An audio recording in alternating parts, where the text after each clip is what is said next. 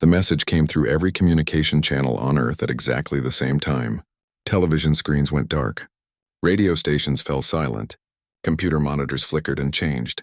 Even old devices that should not have been connected to anything suddenly displayed the same image. It was a face. Not a human face. The creature had scales instead of skin, dark green and shimmering like oil on water. Its eyes were yellow with vertical slits for pupils. When it opened its mouth to speak, rows of sharp teeth gleamed under harsh lighting. "People of Earth," the creature said. Its voice was deep and rough like rocks grinding together. "I am Supreme Commander Valthor of the Draknor Empire. I speak on behalf of the Galactic War Council." Minho stood in the command center of the Human Defense Fleet station, watching the transmission on the main screen. His uniform was crisp and clean, but his hands were clenched into fists. Around him, dozens of officers and technicians sat frozen at their stations, staring at the alien face. "Your planet has been chosen," Valthor continued. "The Council requires your world for expansion. You have 48 of your Earth hours to evacuate your major cities and prepare for occupation. Any resistance will be met with total destruction." The alien paused, and something that might have been a smile crossed its face. It was not a kind smile. "We know you are weak. We have studied your species. You fight among yourselves over small pieces of land and different beliefs. You cannot even agree on how to govern a single planet. You have no unity, no strength, no chance." Minho felt anger rising in his chest like hot water coming to a boil. His jaw tightened. "We have conquered 47 species," Valthor said. "All of them begged for mercy when they saw our fleet. All of them offered us their treasures and their knowledge in exchange for survival. Most of them still died, but some we allowed to live as slaves." The alien leaned closer to whatever device was recording him. His yellow eyes seemed to stare directly at everyone watching. "You will do the same. You will beg. They always beg. You have 48 hours to choose your representatives who will kneel before the Council and offer your surrender. If you do this, some of you may survive. If you do not, we will turn your cities to ash and your oceans to steam." The transmission ended. Screens went back to normal. For several seconds, nobody in the command center moved or spoke. Then Admiral Jiwoo entered the room. She was a small woman with gray hair pulled back in a tight bun. Her face showed no emotion as she walked to the center of the room. "Report," she said calmly. A young technician named Su-Yung stammered out the details. "The transmission reached every device on Earth, ma'am. Every country received it. The United Nations is already calling for an emergency meeting. Several world leaders are trying to contact us." Jiwoo nodded slowly. She looked at Minho. "Commander, what do you think?" Minho took a deep breath. He had been in the military for 20 years. He had trained for combat. He had studied strategy and tactics. But nothing had prepared him for this moment. "They want us to be afraid," he said. "They want us to panic. Are you afraid?" Jiwoo asked. Minho thought about the question. Yes, he was afraid. He would be a fool not to be. But fear was not the only thing he felt. "I am angry," he said. Jiwoo's lips curved into a small smile. "Good, so am I." She turned to address the entire room. "Listen carefully. What you just saw was designed to break our spirit before the battle even begins. The Draknor think we are weak because we are divided. They think we will surrender because others did." She walked slowly between the rows of computer stations, making eye contact with each person she passed. "They are wrong about us. They do not understand what humans are. They see our conflicts and think we are fragile. They do not realize that our disagreements make us stronger. We question everything. We challenge each other. We improve through opposition." A technician named Kyung-soo raised his hand tentatively. "Admiral, is it true? Do they really have the power to destroy us?" Jiwoo did not lie to him. "Their fleet is large. Their weapons are advanced. If we fight them directly in open space with conventional tactics, we will lose."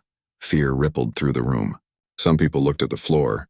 Others glanced at each other with worried expressions.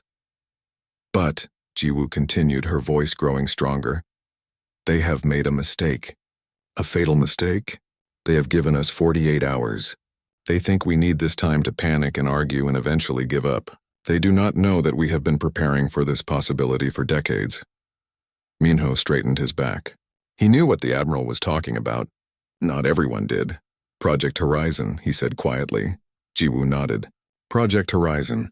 She pressed a button on a nearby console. A holographic display appeared in the center of the room, showing the solar system. Small dots representing satellites and stations orbited Earth. But there were other dots too, hidden in the asteroid belt, positioned near Mars, even tucked behind the moon. For 70 years, humanity has been building in secret, Jiwoo explained. After the first radio signals we sent into space went unanswered, some people wondered if silence was not a good sign. What if something out there heard us but chose not to respond? What if they were simply waiting until we were worth their attention? She zoomed in on different locations in the holographic display. Each dot expanded to show detailed information about weapons platforms, defense grids, and fleet positions. Every nation on Earth contributed. Even countries that were enemies agreed on this one thing. We might fight each other, but we would stand together against any threat from beyond our world. A weapons officer named Do-hyun stood up from his station. "Admiral, what are your orders?" Jiwoo looked at the holographic display for a long moment. Then she looked at Minho. "Commander Minho, you will craft our response to the Draknor. Keep it simple. Keep it clear. Let them know exactly what kind of species they are dealing with." Minho felt his heart pound in his chest. He knew what needed to be said. He had always known deep down what he would say if this day ever came. "It will be my honor, Admiral." Jiwoo turned back to the room full of officers and technicians, young and old. They all watched her with a mixture of fear and determination on their faces. "Send the word to every defense station, every hidden platform, every ship in the fleet," she commanded. "Tell them to power up. Tell them to load weapons. Tell them to prepare for battle. And tell them this comes from me personally." She paused and her voice dropped to something cold and hard. "The Draknor expect us to beg. They expect us to cry and plead for mercy. Instead, we are going to teach them a lesson that the rest of the galaxy will never forget. We are going to show them what happens when you threaten Earth." The room erupted in activity. Fingers flew across keyboards. Voices spoke urgently into communication devices. The entire command center transformed from a place of shock into a hive of focused purpose. Minho sat down at his personal console and began typing. The message was short.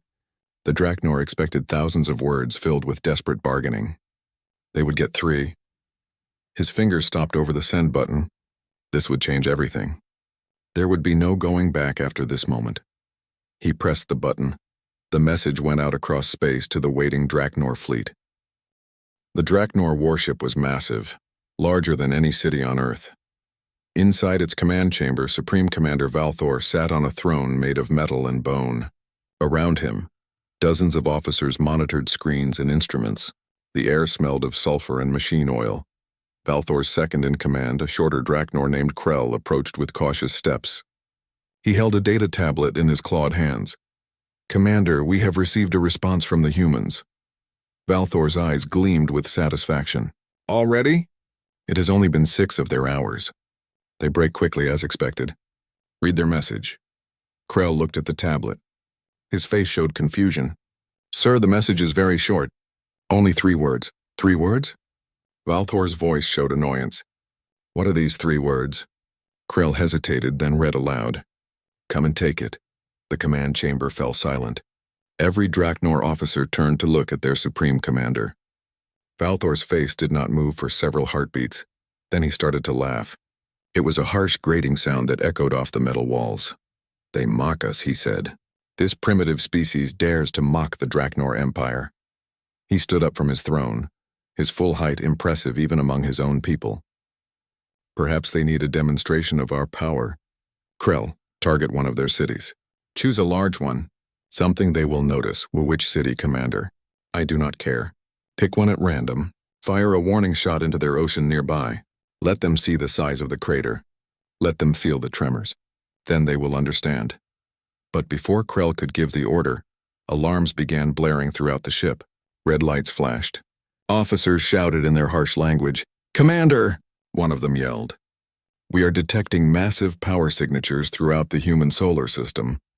Valthor strode to the main display screen. It showed a tactical map of the area around Earth. When he had arrived 3 days ago, the map had been mostly empty. A few satellites, some primitive space stations, nothing concerning. Now the map was covered in red dots. Hundreds of them. They appeared in the asteroid belt behind Earth's moon, in orbit around the red planet the humans called Mars. What are those? Valthor demanded. The tactical officer's hands shook as he worked his controls. They appear to be weapons platforms, sir. And ships. Many ships. They were hidden. Powered down. We could not detect them until they activated. How many ships? The officer's voice was barely a whisper. 3,000, sir? Maybe more. They are still appearing. Valthor felt something unfamiliar in his chest. It took him a moment to recognize it. Fear. He pushed it down, buried it under anger. 3,000 ships? He snarled. Impossible. Our intelligence said the humans barely had 100 vessels. Where did these come from? Nobody had an answer. On Earth, Colonel Nari stood in an underground bunker 3 miles beneath the surface. The room was carved from solid rock and reinforced with steel. Hundreds of people worked at computer stations, monitoring every aspect of the planet's defense.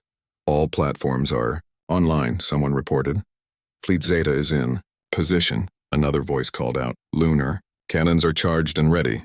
Nari listened to each report with satisfaction. She had spent 15 years working on Project Horizon, 15 years of secret construction, hidden budgets, and careful planning. Now all that work was about to be tested. Her communication device buzzed. It was Admiral Jiwoo. Colonel status? All systems green, Admiral. We are ready. The Draknor are scanning us now. They look confused. There was dark humor in Jiwoo's voice.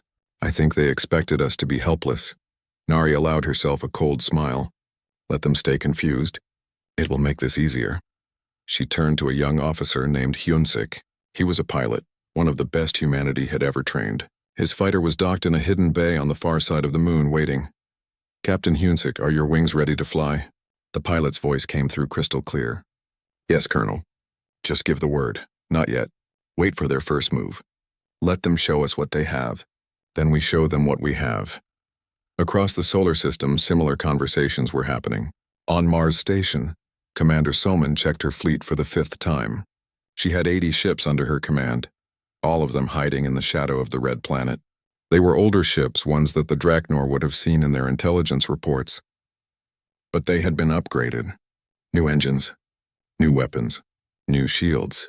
The Draknor thought they knew what human technology looked like. They were about to learn how wrong they were. In the asteroid belt, Engineer Chaewon made final adjustments to the mining platforms that had been converted into weapons. Nobody would expect a simple mining station to be dangerous. Each one looked like a collection of industrial equipment designed to harvest minerals from asteroids. Each one also contained enough firepower to destroy a ship 10 times its size. Back on the Draknor flagship, Valthor tried to regain his composure. He was a military commander who had won countless battles. He would not be intimidated by a species that still used primitive chemical fuel for some of their vehicles. How long until the rest of our fleet arrives? He asked. 12 hours, Commander, Krell replied. Then we wait. When the full armada is assembled, we will crush these humans like insects. 3,000 ships mean nothing against our 50,000. But even as he said it, Valthor felt doubt creeping into his mind. The humans had hidden thousands of ships and weapons platforms without being detected. What else had they hidden? On one of Jupiter's moons, Dr. Ariam supervised a medical facility built into an ice cave. It was equipped to handle mass casualties. She hoped it would not be needed. She feared it would be. Her staff consisted of 200 doctors and nurses from every nation on Earth. They had trained together for years, learning to work as one unit. Now they prepared surgical bays and stocked supplies. Doctor, one of the nurses said quietly, do you think we will win? Ariam looked at the young woman. She was barely 25 years old, fresh from medical school. She had her whole life ahead of her. I think we will fight, Ariam said, and we will do everything we can to save the people who do that fighting. That is all we can control. It was not the inspiring answer the nurse hoped for, but it was honest. Lieutenant Insu sat in a dark room filled with computer servers. His job was information warfare. He had been studying the Draknor communication system since their first transmission. The aliens used sophisticated encryption, but it was not perfect. Nothing was perfect. His fingers danced across multiple keyboards at once. Lines of code scrolled past on a dozen screens. He was building a virus, a digital weapon that could infect the Draknor network. It would not work immediately. It would spread slowly, hiding in normal transmissions, and when the time was right, it would activate. Almost there, he muttered to himself. Around Earth, in orbit and on the ground, billions of people waited. Most of them did not know about Project Horizon. They had seen the alien transmission. They were afraid. Some prayed. Some called their families. Some sat in silence, but the ones who knew, the ones who had been preparing, they felt something different. They felt ready. In the command center, Minho watched the tactical display. The Draknor fleet was holding position just beyond the moon's orbit. They were waiting for reinforcements. That was fine. Let them wait. Let them think they were being cautious and smart. The longer they waited, the more prepared humanity would be. Commander, Admiral Jiwoo's voice was quiet. Do you think they will attack? Minho considered the question. Yes, they have to. They told the entire galaxy they were going to conquer us. If they back down now, they look weak. And if they attack, then they will learn what we are made of. Jiwoo nodded slowly. I hope we are ready for this. We are, Minho said with confidence he did not entirely feel. We have to be. The Draknor reinforcements arrived exactly 12 hours after their first transmission. The space around Earth's moon filled with alien warships. They came through tiers in space itself, their faster-than-light engines creating ripples in reality. Supreme Commander Valthor watched the arrivals with satisfaction. His fleet now numbered 52,000 ships, the largest invasion force the Draknor Empire had ever assembled. Scan the area again, he ordered. I want to know the exact position of every human vessel and weapons platform. The tactical officer worked his console, then looked up with worry on his scaled face. Commander, we are reading even more human signatures than before. The count is now at 5,200. Still a small number compared to ours, Valthor said, but his voice lacked confidence. Where had these primitives gotten so many ships? Krell approached his commander. Sir, perhaps we should contact the War Council. Request additional support. No. Valthor's voice was sharp. We will not appear weak before the Council. We have more than enough force to crush these humans. He stood from his throne. All ships battle formation. We advance on Earth. Destroy any resistance. Show them the price of defiance. The massive fleet began to move. On the far side of the moon, Captain Hyunsuk sat in the cockpit of his fighter. It was small and sleek, built for speed and maneuverability. Around him, 200 other fighters powered up their engines. All wings, this is Strike Leader. He spoke into his communication system. The enemy is advancing. We are cleared to engage. Remember your training. Stay in formation. Watch each other's backs. Strike Leader, this is Wing 2, a woman's voice responded. It was Captain Yunji, one of the best pilots in the fleet. Ready to show these lizards how humans fly. Hyunsuk smiled grimly. Let's teach them a lesson. All wings launch. The fighters shot out from hidden bays on the lunar surface. They accelerated impossibly fast, their new engines pushing them to speeds the Draknor did not think possible for vessels that small. On the Draknor flagship, alarms blared. Commander! Enemy fighters incoming. 200 contacts. Valthor laughed. 200 fighters against our fleet? Are they insane? Shoot them down. The Draknor ships open fire. Massive energy beams cut through space, each one powerful enough to vaporize a small ship. But the human fighters moved like nothing the Draknor had ever seen. They twisted and spun, dodging fire that should have been impossible to avoid. Hyunsuk's hands moved over his controls with practiced precision. His fighter danced between enemy fire, so close that the energy beams left scorch marks on his hull.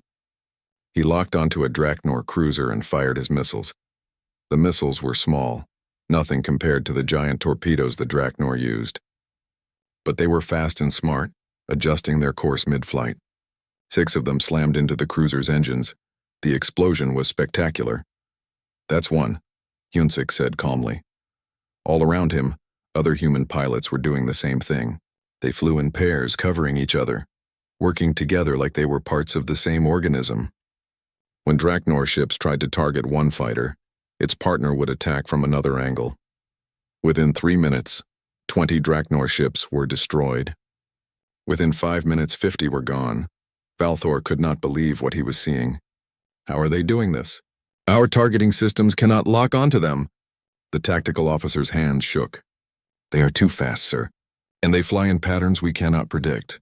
Our computers cannot calculate their movements, then target them manually. Use our own eyes. But the Draknor had relied on computers for so long that manual targeting was nearly impossible. Their officers fumbled with controls, trying to aim weapons by hand. They hit nothing but empty space. Meanwhile, at the asteroid belt, engineer Chaewon gave the signal. The mining platforms that looked so innocent suddenly revealed their true nature. Giant railguns extended from their centers. These weapons used magnetic force to launch projectiles at incredible speeds. All platforms, fire! Chaewon ordered. Thousands of metal slugs, each weighing several tons, shot toward the Draknor fleet. They were not explosive. They did not have fancy guidance systems. They were just solid metal moving at extreme velocity. They hit like the fist of an angry god. A Draknor battleship, one of the largest in the fleet, took a direct hit to its midsection. The metal slug punched straight through the shields, through the armor, and out the other side. The ship split in half, atmosphere venting into space along with hundreds of crew members. More slugs followed. The Draknor had never seen weapons like this. Their shields were designed to stop energy weapons and guided missiles. They were not designed to stop massive chunks of metal moving faster than bullets. Shields are ineffective against these projectiles, someone shouted on the Draknor flagship. Valthor felt control slipping away. This was not how battles were supposed to go. The enemy was supposed to be weaker, slower, less advanced. Instead, the humans fought with tactics and weapons he had never encountered. All ships break formation, scatter and engage. But breaking formation was a mistake. The moment the Draknor ships spread out, Commander Soman led her fleet out from behind Mars. All vessels full power to weapons, she commanded. Target their separated ships. Focus fire! The human ships that emerged from Mars were not like the Draknor expected. Intelligence reports had shown them to be slow and poorly armed. These ships were neither. They moved with speed and hit with devastating force. Soman's flagship targeted a Draknor destroyer that had separated from the group. 5 other human ships joined her. They fired in perfect coordination, all their weapons hitting the same target within seconds of each other. The destroyer's shields overloaded. Its hull cracked. Its reactor went critical. It became a brief new sun, then nothing. Next target, Soman called out. Her crew worked like a well-trained machine, already locking onto another enemy ship. Lieutenant Insu watched his computer screens with intense focus. The virus he had created was spreading through the Draknor network. Not fast enough to be noticed, but fast enough to matter. Come on, he whispered. Just a little more. On the Draknor ships, small problems began appearing.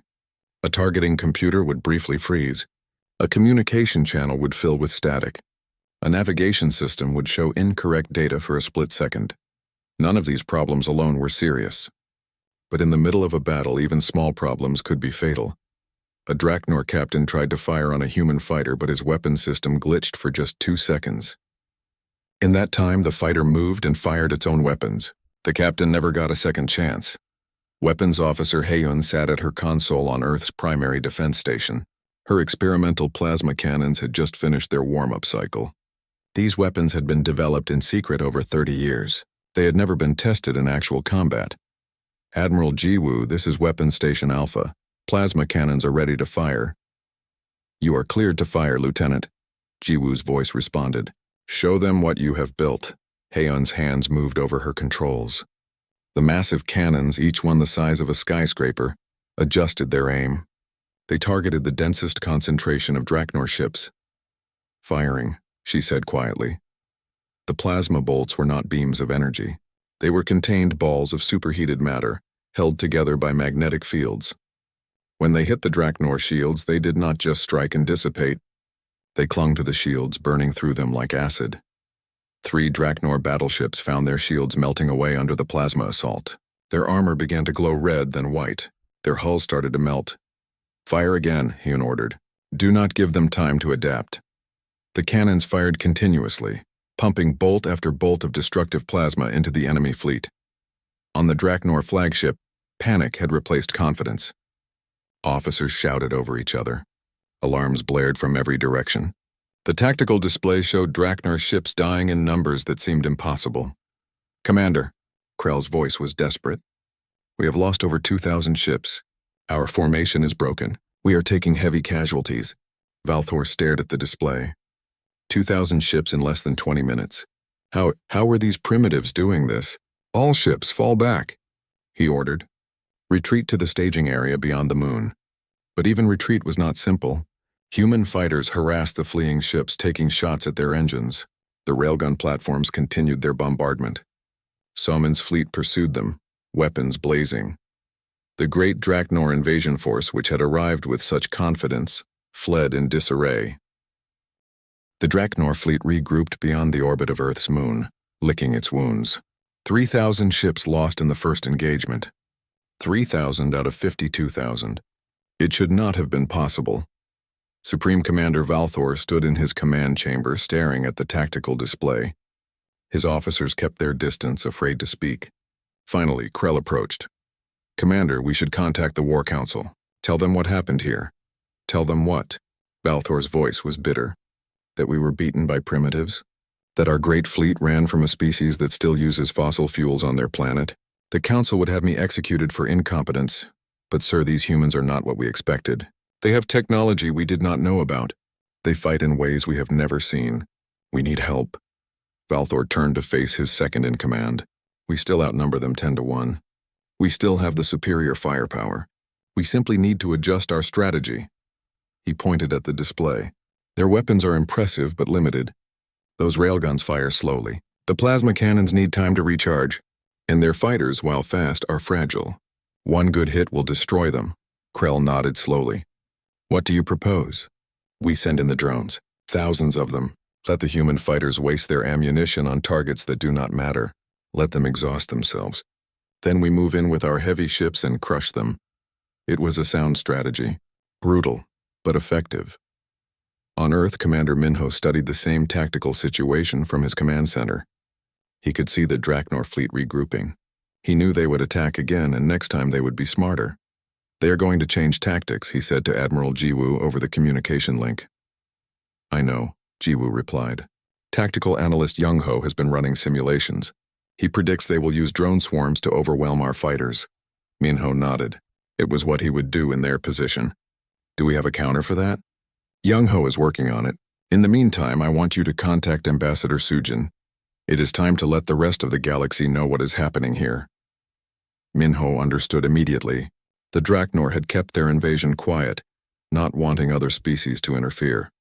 But if the galaxy knew that humans were successfully fighting back, it might give hope to other conquered worlds. Ambassador Sujin sat in a communication room deep beneath Geneva. She was a diplomat, not a soldier, but she understood the importance of this moment. In front of her was an array of broadcasting equipment capable of sending messages across vast distances.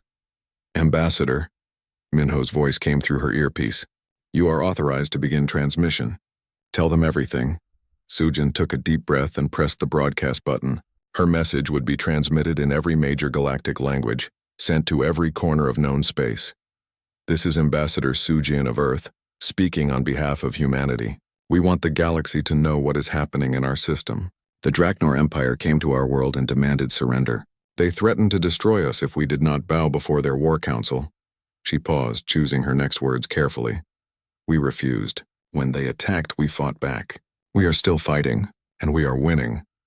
Across the galaxy, on dozens of conquered worlds, people stopped what they were doing. They listened to this impossible message. A species was fighting the Draknor, and winning? "The Draknor have told you that resistance is futile," Sujin continued. "They have told you that you are weak. They have told you that you must submit or die. They are lying. They can be beaten. We are proving it right now."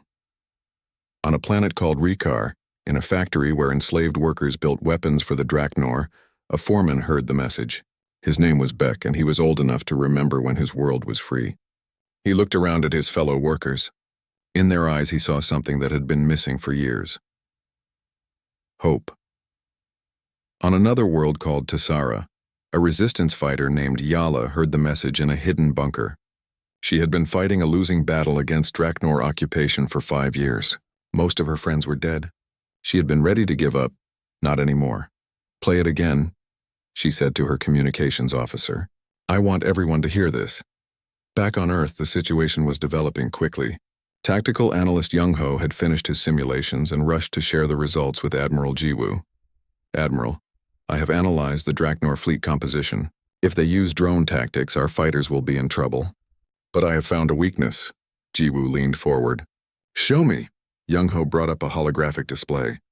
"The Draknor drones are controlled remotely from command ships. There are 12 command ships in their fleet, each controlling about 5,000 drones. If we can identify and destroy those command ships, the drones become useless, and can we identify them? Lieutenant Insu can. His virus has infiltrated their network deep enough to map their command structure. He can highlight the command ships for us. Jiwoo smiled. Contact Commander Jihoon. Tell him to prepare his Marines for boarding action. We are going to capture one of those command ships. Commander Jihoon received the order in the Marine barracks on the moon. He was a large man with a scarred face and hands that looked like they could crush steel. His Marines were the best-trained soldiers humanity had ever produced. Listen up, he shouted to his troops. We have a mission. We are going to board a Draknor command ship, kill or capture the crew, and take control of their drone network. It will be dangerous. Some of us will not come back. But if we succeed, we change the entire battle. Who wants to volunteer? Every single Marine raised their hand. Jihoon grinned. That is what I like to see. Suit up. We move in 30 minutes. The boarding craft were small and stealthy, designed to attach to enemy ships and cut through their hulls. Jihoon led a team of 50 Marines, all of them equipped with advanced armor and weapons. Their target was a Draknor command ship that Lieutenant Insu had identified.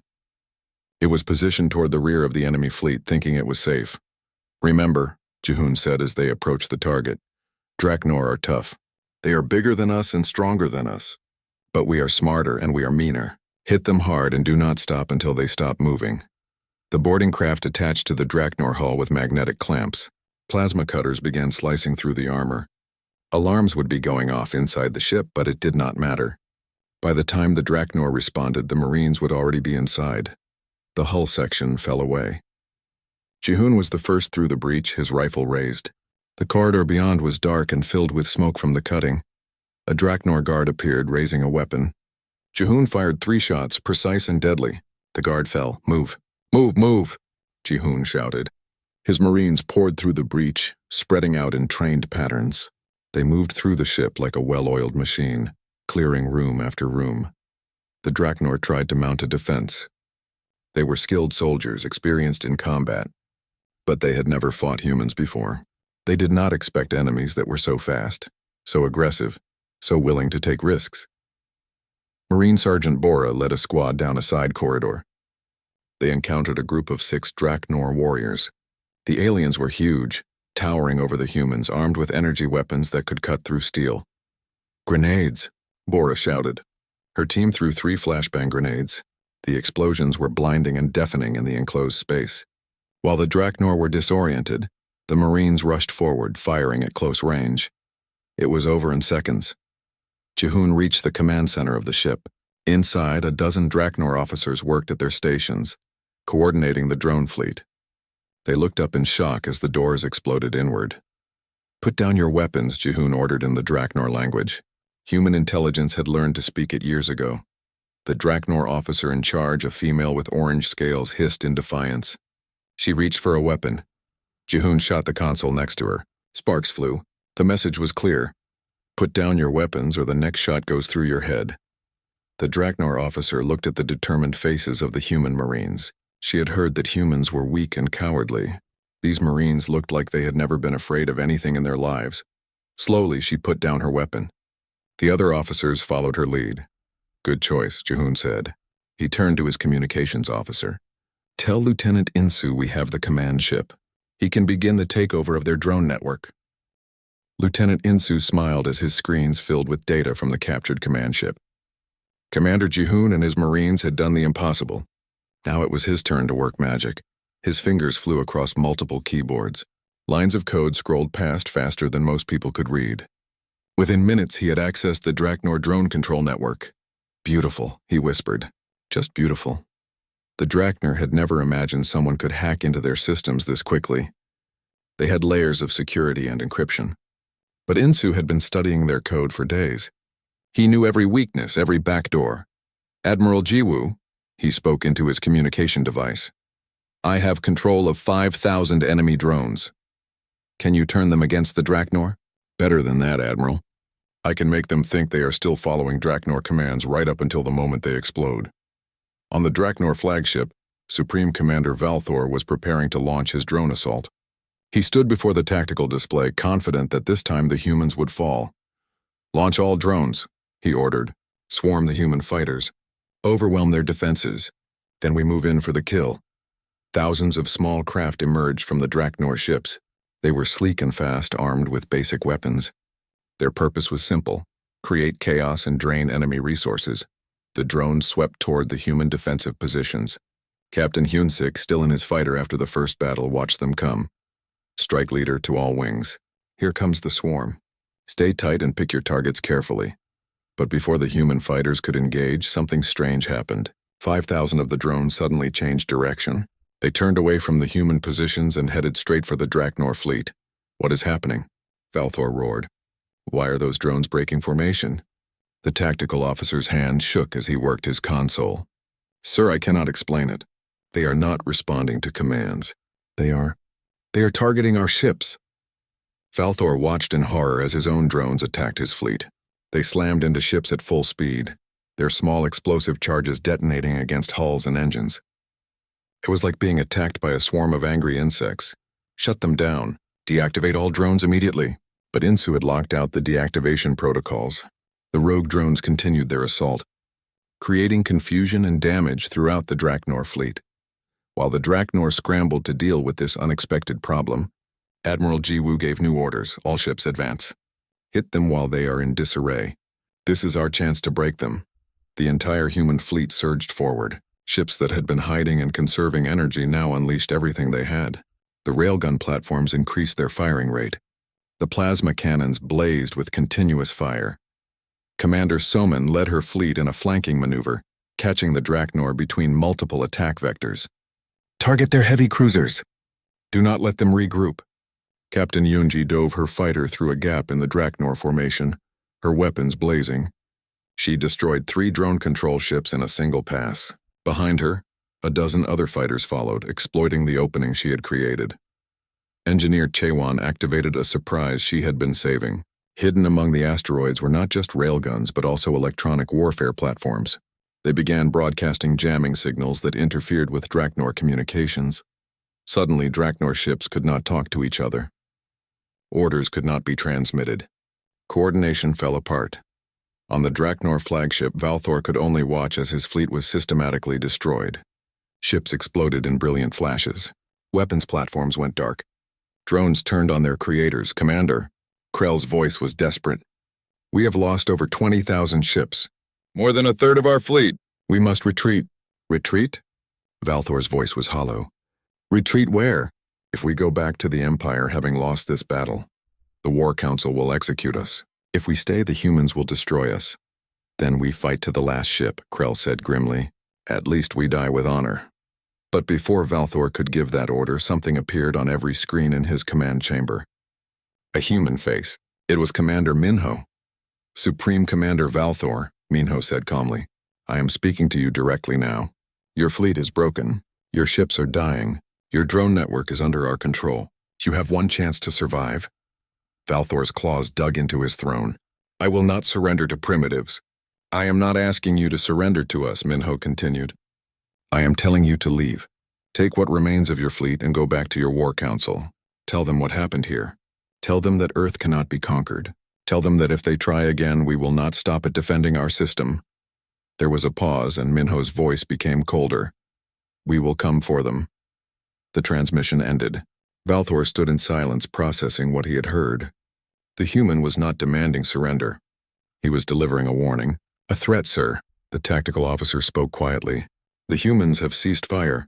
They are holding position. Valthor looked at the tactical display. It was true. The human ships had stopped attacking. They were giving him a chance to withdraw. He had 2 choices. Die here with what remained of his fleet or return home in disgrace but alive. All ships, he said, his voice heavy with defeat. Prepare for jump. We are leaving this system. Krell looked at him with surprise. Commander, you are withdrawing? I am taking the humans' advice. The War Council needs to know what we faced here. They need to understand that Earth is not like other worlds. These humans do not fear us. They welcome battle, and they fight like nothing we have ever encountered. The Draknor fleet began to retreat, opening portals to faster-than-light space. Ship after ship vanished, fleeing the solar system. What had been 52,000 vessels was now fewer than 30,000. In the command center on Earth, Minho watched them go. He felt no triumph, only relief. Many people had died today, both human and alien. War was ugly even when you won. Admiral Jiwoo stood beside him. They will come back. You know that, right? The Draknor Empire will not let this defeat stand. I know, Minho said, but next time we will be even more ready. And maybe by next time, we will not be fighting alone. He was thinking about Ambassador Sujin's message, the one that had been broadcast across the galaxy. Worlds that had suffered under Draknor rule had heard it. Resistance movements had been inspired by it. On Rikar, the old foreman named Beck had organized his fellow workers. When the Draknor guards came to collect the day's production of weapons, they found the factory workers waiting with those same weapons in their hands. The revolution had begun. On Tassara, Yala and her resistance fighters launched attacks on Draknor supply lines. Other cells joined them. What had been a dying resistance became a raging fire. Across a dozen worlds, enslaved species rose up. They had seen that the Draknor could be beaten. If humans could do it, maybe they could too. Back on Earth, the celebrations were muted. Yes, they had won the battle, but there had been losses. 300 fighters destroyed, 5 ships lost, thousands of soldiers and crew members dead. Dr. Ariam worked tirelessly in her medical facility on Jupiter's moon. Wounded were brought in by the dozens. She and her team operated for hours, saving everyone they could. General Minsu, who had coordinated the overall defense, stood on the surface of the moon, looking at Earth hanging in the black sky. It was still there. Still whole. Still free. We did it, someone said beside him. It was Colonel Nari. We did, Minsu agreed. But this was just the beginning. I know. The Draknor will tell the War Council about us. The Council will decide we are a threat. They will come with everything they have. Minsu nodded. Then we prepare for everything they have. We build more ships, train more soldiers, develop better weapons, and we reach out to those species that the Draknor have oppressed. We find allies. You think we can win a war against the entire Galactic War Council? Minsu turned to look at her. A week ago, everyone thought we would beg for mercy when the Draknor arrived. Instead, we sent them running. So yes, Colonel, I think we can win. Because we are humans, and humans do not know how to quit. Far across the galaxy, in the chambers of the Galactic War Council, the assembled representatives of various species listened to Valthor's report. He told them everything. The hidden human fleet, the strange weapons, the aggressive tactics, the losses. When he finished, there was long silence. Finally, the council chairman, an ancient being known as the Eldest, spoke. This is troubling news. A species that can defeat a Draknor fleet is a species we must take seriously. We should destroy them, one counselor suggested. Send everything we have. Wipe out their planet before they become a greater threat. But the Eldest shook his head slowly. Or perhaps, he said thoughtfully, we should consider a different approach. Perhaps we should learn from this. These humans have shown something we have not seen in a long time. They have shown courage, defiance, the will to fight against impossible odds. He paused, and something like respect entered his voice. Perhaps they are not meant to be conquered. Perhaps they are meant to be something else. The council chambers fell silent as each member considered this new possibility. Earth had changed something fundamental in the galaxy. Nothing would be the same again. And on Earth, humanity looked to the stars with new eyes. They had proven they could defend their home.